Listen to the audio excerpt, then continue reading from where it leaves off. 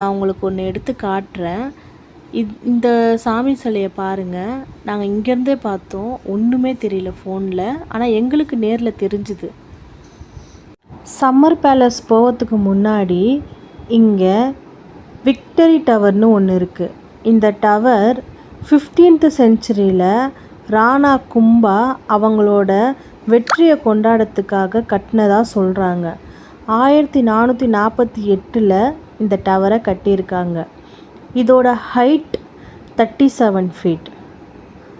Red sand ஸ்டோனில் white marble use பண்ணி கட்டியிருக்காங்க. இந்த டவரை விஜய் ஸ்டம் அப்படின்னும் சொல்கிறாங்க. இதில் 157 படிக்கட்டுங்க இருக்குது.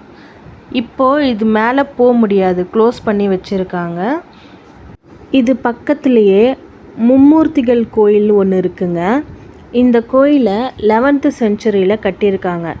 1600 வருஷம் பழமையான கோயிலுங்க இது. இதில் பிரம்மா, விஷ்ணு, மகாதேவ் அப்படின்னு 3 கடவுளுமே இருக்காங்க.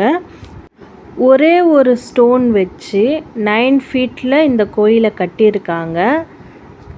இந்த கோட்டையை சுற்றி 84 குளம் இருக்குதுன்னு சொன்னேன்.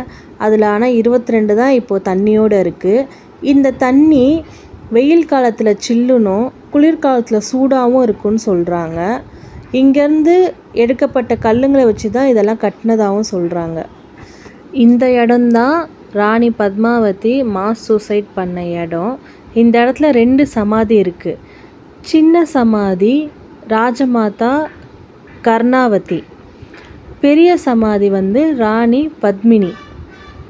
இந்த இடத்த இப்போ க்ளோஸ் பண்ணி வச்சுருக்காங்க. ஆக்சுவலாக இந்த புல்வெளி இங்கே கிடையாது. இது 90 அடி ஆழம் இருக்கிறது.